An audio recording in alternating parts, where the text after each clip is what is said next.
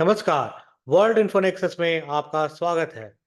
मैं हूं आपका होस्ट सुकांत चौधरी और आज हम हिजबुल्लाह और इजराइल के बीच बढ़ते हुए संघर्ष की गहराई में जाकर विश्लेषण करेंगे, खासकर हाल के हिंसक वृद्धि पर जिसने क्षेत्र को हिला कर रख दिया है।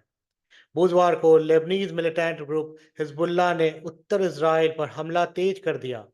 50 से अधिक रॉकेट और ड्रोन्स इजराइल के गोलान हाइट्स की ओर दागे गए, जिससे कई घरों को नुकसान हुआ और एक व्यक्ति घायल हो गया। ये हमले US secretary of state Anthony Blinken के इजिप्ट और कतार के मध्यस्थों के साथ बैठक के एक दिन बाद हुए हैं, जिनका उद्देश्य गाजा में चल रही हिंसा को कम करना है।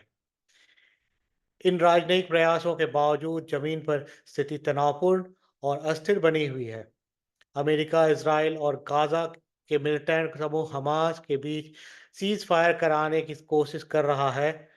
राष्ट्रपति जो बाइडेन ने इसराइल के प्रधानमंत्री बेंजामिन नेतन्याहू से बात की और सीज फायर को अंतिम रूप देने और बंधकों की रिहाई के लिए समझौते पर बल दिया, लेकिन शांति की संभावनाएं धुंधली लग रही हैं।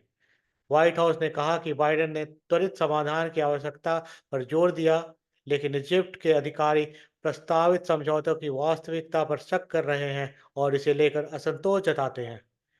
इजिप्ट के अधिकारियों के अनुसार अमेरिकी वादे पर्याप्त गारंटी प्रदान नहीं करते, खासकर फिलाडेल्फी कॉरिडोर और नेट्जरीम कॉरिडोर से इजरायली बलों की वापसी के बारे में। हिजबुल्लाह की हाल की कार्रवाइयां इसराइल के एक हमले के प्रतिशोध के रूप में देखी जा रही हैं, जो पिछले रात लेबनान में हुआ था।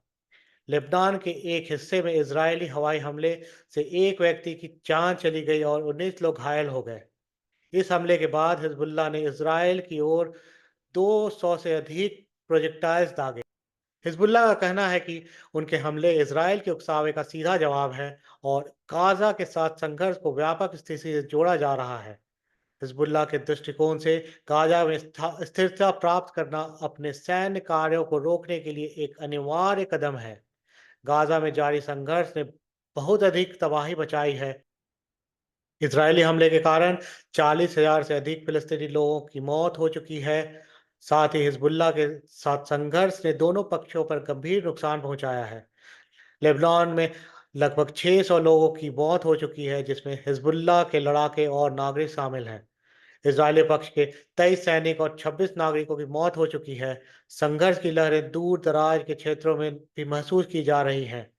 एक कमर्शियल जहाज जो रेड सी में यात्रा कर रहा था, उस पर हमला हुआ और वह जलती हुई स्थिति में डूब गया। ब्रिटिश सेना का कहना है कि यमन के हुती विद्रोही इसके पीछे हो सकते हैं। स्थिति अत्यधिक जटिल है। चल रही वार्ताओं, बदलती गठबंधनों और बढ़ती हिंसा के साथ यह स्पष्ट है कि शांति की दिशा में बहुत सारी चुनौतियां हैं। हिजबुल्लाह की हाल की बमबारी क्षेत्र में अस्थिरता और एक स्थायी समाधान प्राप्त करने में आने वाली कठिनाइयों की स्पष्ट चेतावनी है। आज के एपिसोड के लिए बस इतना ही। इस पर आपकी क्या राय है, कृपया कमेंट में बताएं। अगर आपको यह जानकारी पसंद आई हो तो कृपया लाइक, शेयर और सब्सक्राइब करना न भूलें। मिलते हैं अगले वीडियो में, तब तक के लिए धन्यवाद।